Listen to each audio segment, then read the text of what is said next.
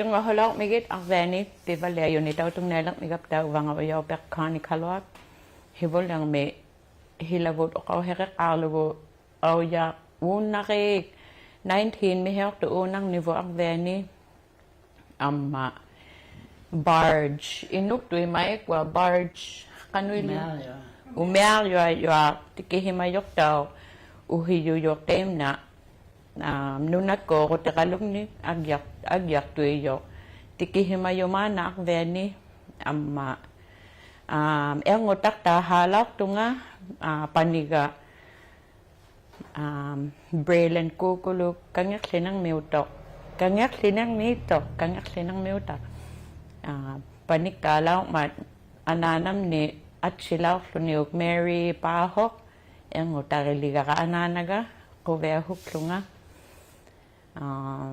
amataw nutakat summer camp takto huli okaw heriyaw tutam na last week kaluk recreation kutakwan nutakanitaw summer camp na lugar to kaluk taklutik pilokiyak taktut ublumil litakwa to hak viginarap tigo akveni pivalia yuni mekho tichitak mata Hamlet good mekhong ni nan ang meong itok tamat kwa inuit ayung itamit ni pilokitik chiu yariuk mata tuhak vigilaw kaptigo Sephora Thompson ama Bradley Williams ang veni Hamlet good ni ikayok tiu taklutik takwa takwa pilokititsyo yalaw mata tabad tukihibiginak pabut mekho yalaw mata akbeni caribou socks mekho yalaw mata tukihikanang nakapit tuhak vigilaw labot kitu mga tao kakarluta hibulyak pa mi kinaw mga pe o kakarluti Maria ulit yung Sipok chang mo yung Dagon na ko mo yung takwa ilay nan angyo kalwak ilin niya law tut mekhong nang mig iking waliw law mata tuhak biginak tabut kwa tao tamani ngitu kaloy la tamani kati ngitabu kaloy ilin niya kataw law tut Rosie panigunya utok amma Margaret at tatlo takwa tao mekho kataw law sutik kay hilarin ng mig amilarin ng mig ilin niya law to takwa hibulang mi amilari law mata mekho yohan niya law sutik ilin niya kit siyo law sutik ilina si yulaw tungan yung ito ramong itong wala may ilit si pata ikayo yung melaw ubangat tao ilin niya kit sa kataw law kamataw ilin niya kit siyo law kamno putulo Maria Aulajut ang maubanga uyaw pek ilin niya kit silaw kapta takwa mekho law sutik o kau herigayan atu luak pero hivul yang mek kano pilaw na mga tatakwa amang niniw bakaso ni ko ham na pilari nila niw bakaso ti amata ko ilinato amilagan ng pilakakahimang itong may ilinato okay kinaw kakaso ko hinigi kakasugu herlaga yalarsugu amma hunema tajikikmu tajuli halarsugu mai charu chame lautu panna reulau qasuti mai charu chame lautu pilari kula ta ko ilinne lautu atau kata baglati ko merako tamna amileri tilugi takwa pilere ya ko ya lautu akilit chamertu ni kakok khilumato tuti qaituli chamarsuti kuvena gelo takanak takalwasuni kihani pening ni lumea kalawatigu pige lawatigu peni lawgabu ikayoktigi tarluta naluyoqalerpa ikayoktigi tarluta unnertu itoqaw tarluta ne piganao te lawgalu ikayoktigi tarluta upalo bailik no qawaf bailik no qalun upalo bawam ikayoktigi chelo ano pigar suhip hibulang may pilaw atilewapta ila hamnatku nui tichi mata naqonang mi upalo ba naqotichi nang mi atilew maqatawlaw tunga nyawagaw nunga amma pigia qatit nagi amang ni wiga khani atuga khaptit ni kanaksuta amma manasuta junior ngoko jo habkata na lekya amang ni tunihimelaw man pijaga ko tujuga lui kihani piuya me ako ki pena katang na ta pelahang nangi mata pelahagalo ta alik taluni kilak tang na man picha yu hat sugi ami mai cha ko kulang mata so atileo katawga ma amang ni peni kapta atileo te chila sut ni kitupihwa mangata 15 ni pinela wapta awet yu ma kihe ami hong itu na atiliu lo mata kihe aku ben nagai atiliu ganik mata iglorang ni atuga kami nabarapta teikani kateralokasta hogalung na mangata uktu teralung ni kapi ya galu nakasuta tay kunga ilinati laksugi kano amerenang mi panegalwa pat kinitar lugo imulugo kilagakak pa kilaglugo ubalo baho na mo kaya ako may tumo kalahimalaw lugo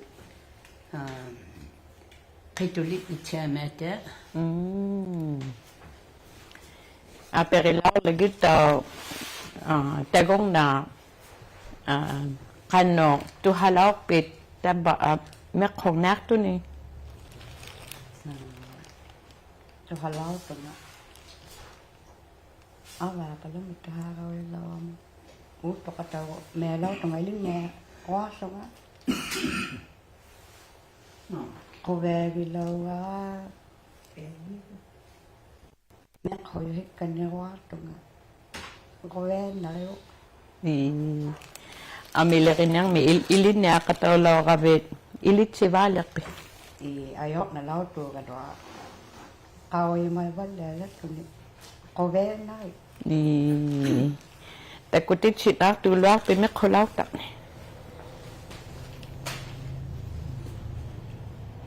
bata ko akituli halaw gat kituli halaw ka pelahan ni kuya meso ko ve ki lo wa Kakukuni. Takwa kituli halaw kay ama ukwa dafo ila sheepskin, sorry. Una sheepskin na tuk. Amea pilerari lauga. ayo lo ga kau yo ma to ne ko ve na Mau nga takwa kiluti me khoga ka ve hevol lang na kanoy law pa. ma ni pia ka lo to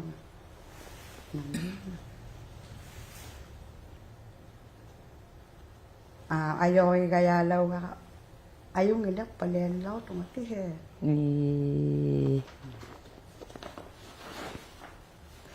Takwa ngup mata. Te mắt tàu hôm nay mà sheepskin mít tàu uk tu ti liu lao cái vịt tàu u to lo to kai ma ka mẹ khôi á me ko ya lo to thun ni mẹ khôi yu con ni amilere yu thea mẹ pe pro ayung ge hugi bagi ayung ge li sut agave mai iswa kunya la soft ilin ne kan ne ko to ko ve na to tu ibitaw sipa takutit chikatot arili takwali me khulaw gati takut alabut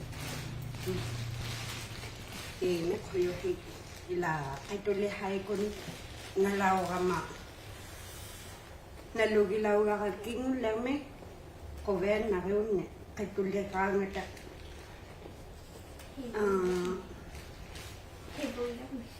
hevol le king le hevol le me inya palela ka ma ko ven na kayo law to kappa take my first pair. Mai kilut cari kuni.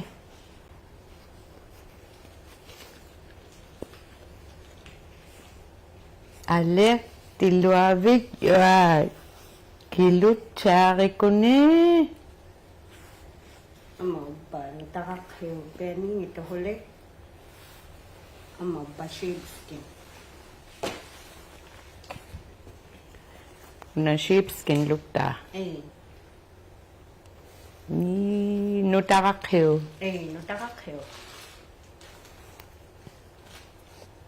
Unali. Pituli halaw ka.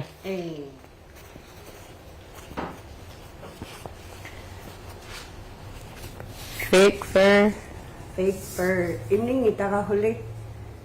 Una kaduli haka suko. Mekhoga nilaw ka. Una nga. Ilaw kaka la mekhoka suko. Penny mat. Una pila suko. Ama una kaduli haka ni suko. Katik suko mekhuli law ka. Ayung itema pisov. Itu tiada sukuni iswa metuina.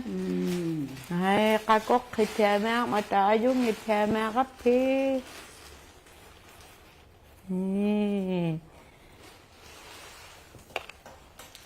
Anak Vito mekhugai di. Idam nali. Bukang mi kanaka tinilulaw ka te kokoyi nunga buki kana nguyakanga te iso na kau mata ama hagaw na kau mata wa itigani alwani lu hagaw na kau mata kay tulilang masuti kami kuwit ubaloba ada kami pakang na kuwit kami payahukan nangit ma kana ni bukang na atulaw tunga iswa na maator lugu una itiga tolong na kawayo okong na man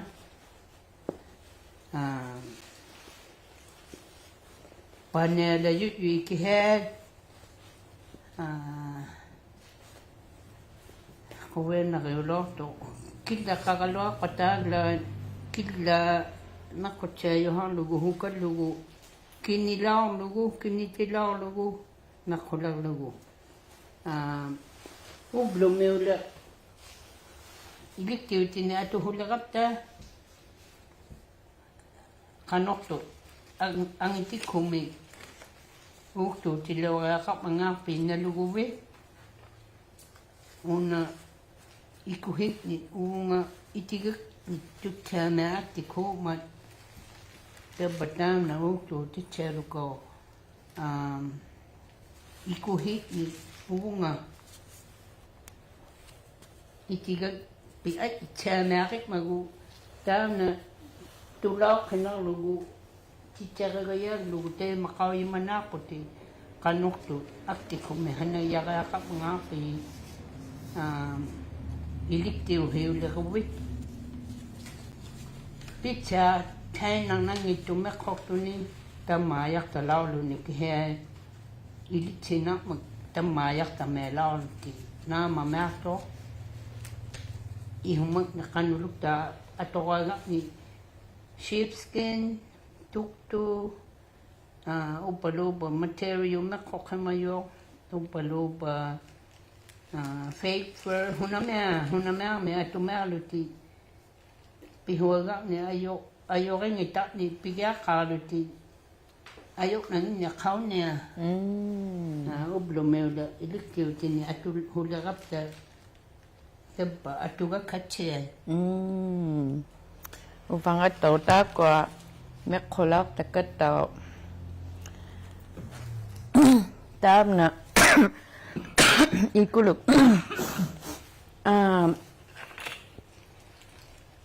kituli hailaw kap tela tam na nogat kituli halaw gakalle nogat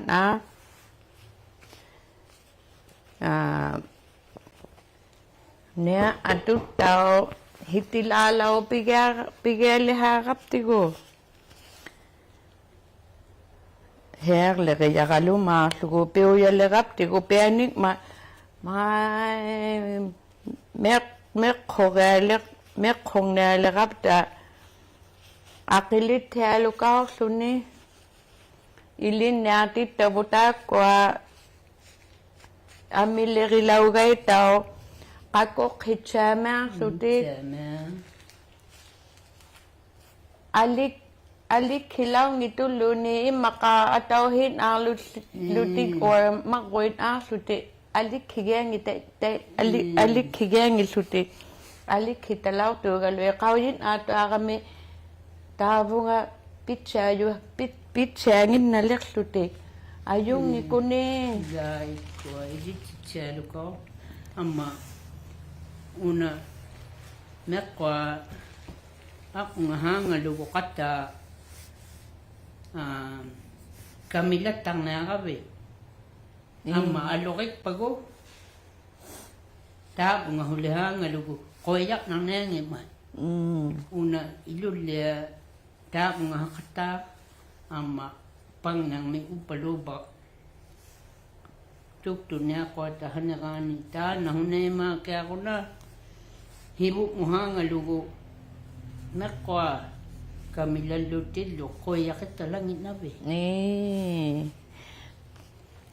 alek tita kwa mek khogale rap ti ku te matavonga hanga law sugo tabakituli hang ni kuga nongan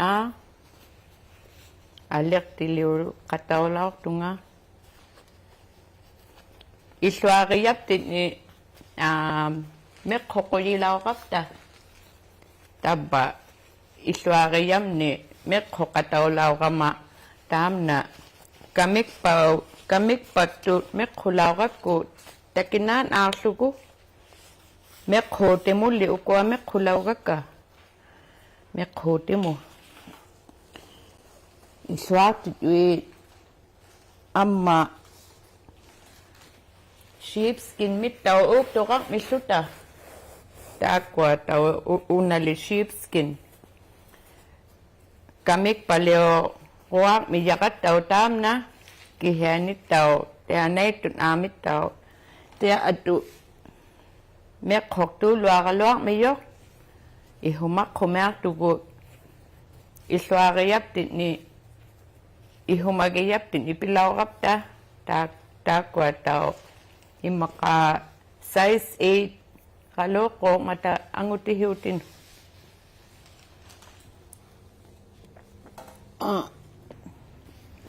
takwa ekalagak tunik tubani tea itigabun kano at tuanin na meto ayuk matahikumu apu puluba itigay kinak tuyuk man takwa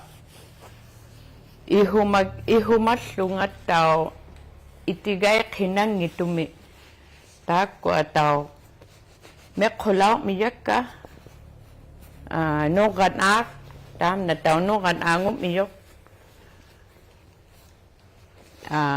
una sheepskin nguslu ni takwa tao mekholaw ka mekhwaning igayak tunga mekhwaning igayak ko tugut mekhwaning igayak tunga tabat tea ihumagislugo mekholaw kama peaning igayak tunga mau nga huli kilago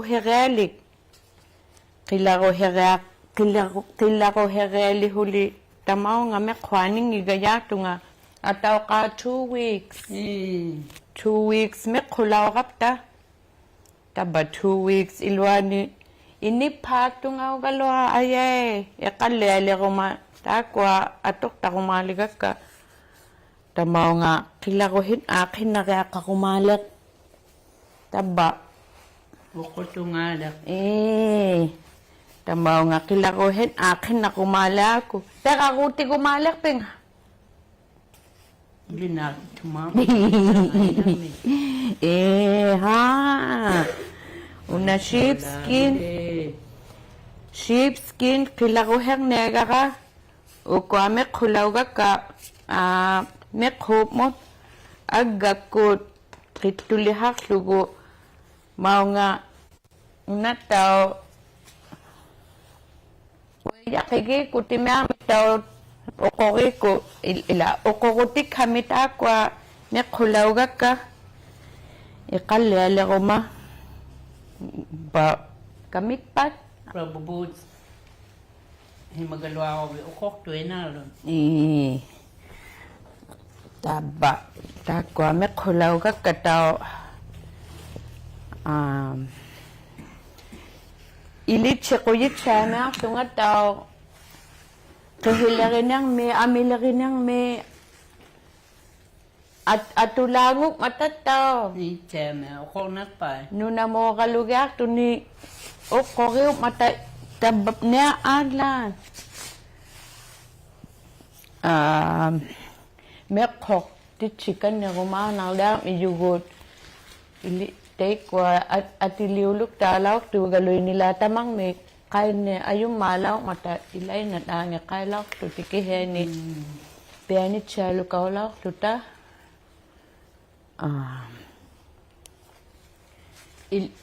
ilit sinalango hok ma amma ilinyak palya yutaw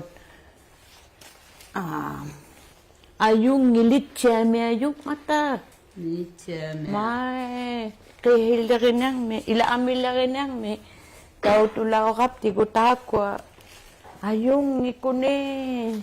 Kasi lit nak to yak ni ublumal ko kalut na. Ayung itut yun. Nalulaw kalwa suti. Ukaw ti cha takap tigo nalas tak mata. Alik to isuk tokang itay nak to. Aperi nang lagit tao sipa ilin nagagawit. Hivul lang may ilit siyangak pitya Your first time? First time kaya ka. Kay tulihay nang may ama. Tukto. Ami ni alit tilaw luta. Ilit siya nga ito nga. Kanoy gilaw peo. Kovea na ayaw niya. Makovea gilaw ka. Oerip. Ni. Amang ni tao pi ho ta yo na la tu nga. Ubangalo. Apera kataw milagit tao ilin natin lutit tama kuning amek hokalung nang may huna ko vegi nak pagilaw peo. O vege ve me lo ga.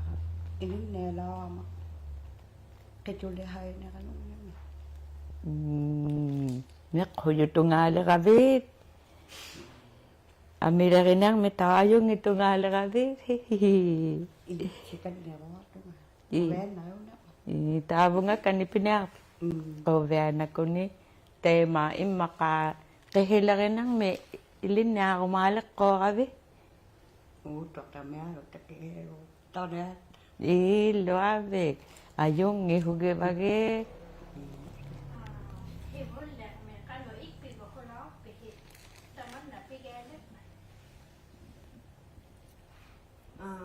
Ipigilaw ito nga. Kolat tama nga.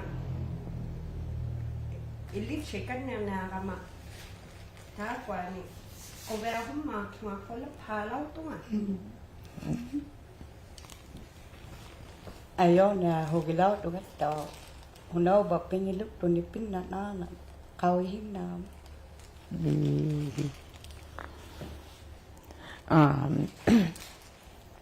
O kawahik kakang na kubit tao. Ilin natin sitil lutit. O kawahik kakang na kubit tao. Ukwe nga maklo ni. Pigala haftu ni uko atuga ka amiga yuk mata himaka uwakti ni pik katit ni atuga katit ni hana ko yimalu ta niwalu ta lopa uko ni nga hala ka yauti ni tat ikiti ni huna kaluyang ni atuga katit ni hala ka yayani ako hinigi kayo ni ako Pualo himaluti loba loba agay hunang blister kahilit talangi man amma pualo himaluti piu yamaro ni katolit chamaro ni kinitak tawyat nalu kinik sungit lugo tahit tiu yamaro itahit chamaro ni ai chào cha mẹ là luôn nè mẹ taman na hina paniluak pa taman na panyang na ahiwak ni mẹ lugu heo là cái mẹ gốc ni cái cha mẹ luôn ni lu amma cái tôi lên nó khâu luôn ni ayok na lo cái lo luôn ni tụt ta mẹ luôn ni ayok nè nó mà Tama yak tama lawa luni kingul na may tulak ni gowe imnali tama ya law mana si to na la ko ta si tulak gowe ichana khawla lun mek khone piyaga ko tu ju galwa ki he u ke ta tong me te yu gap ta peni luk lu ta ki he ikya tang na ngi nap ta itiga khagaluk lu ta agay khagaluk tang na ngi nap ta huna me ani mekhoga khaktakala ma ublom meula mekho ti ko tu lui aga ko tu lui o ko me pa ho ko ta me me tu ni telangi ma ilwa o ko ti kame atu me go vi ka nga huna me ngu yu lwa na che tu huna me pili ha tu ni ayok na kayo galwa kayo hinilu yung mga uwi pizza ka tang na ma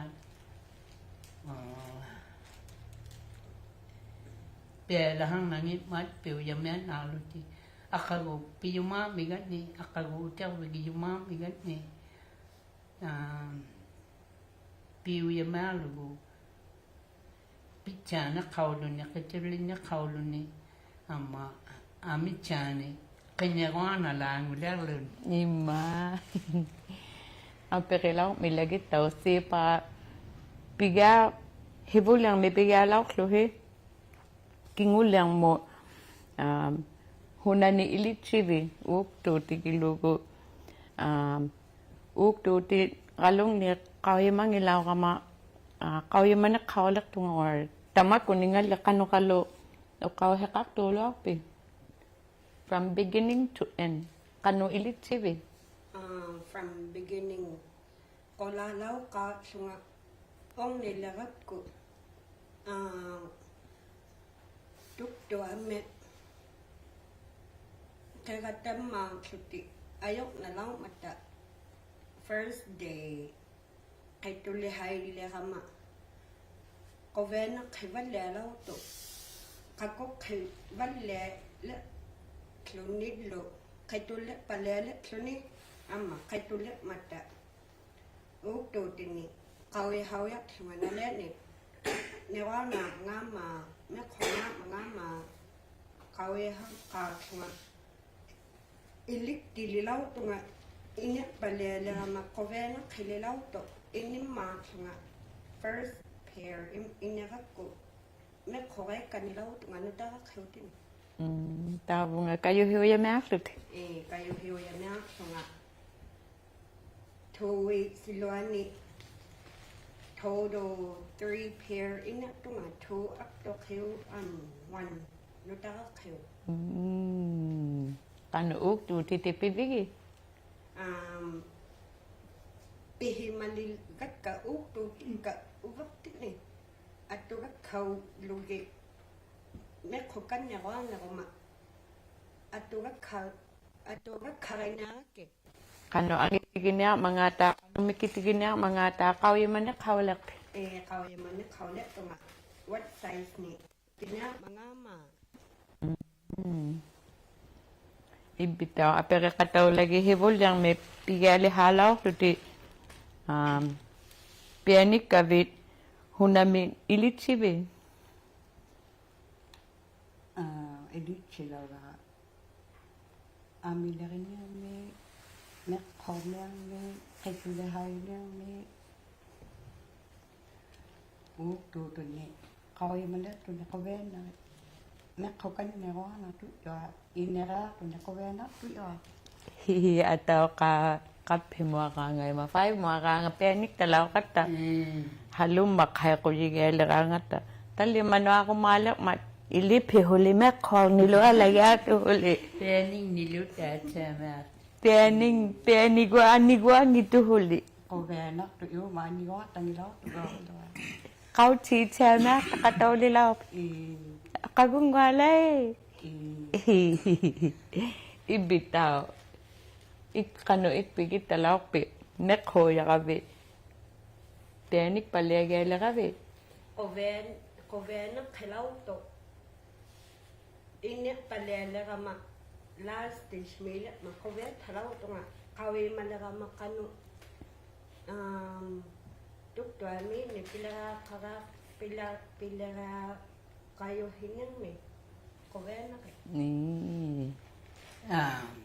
Kuwen na kilo. Ama ang nainaw kita ukwe kimatoko lawat ta man agwe ako na to kahong ma ublu ta mapag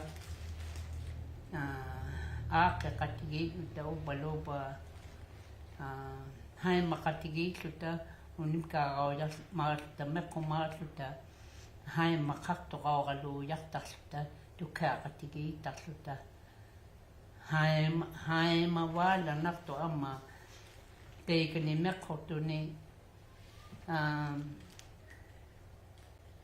kano me nakagalong ito ni igagalugaya kang ito ni me kokhenak to ni kuwen na kay ama hai makatigi suta inuhi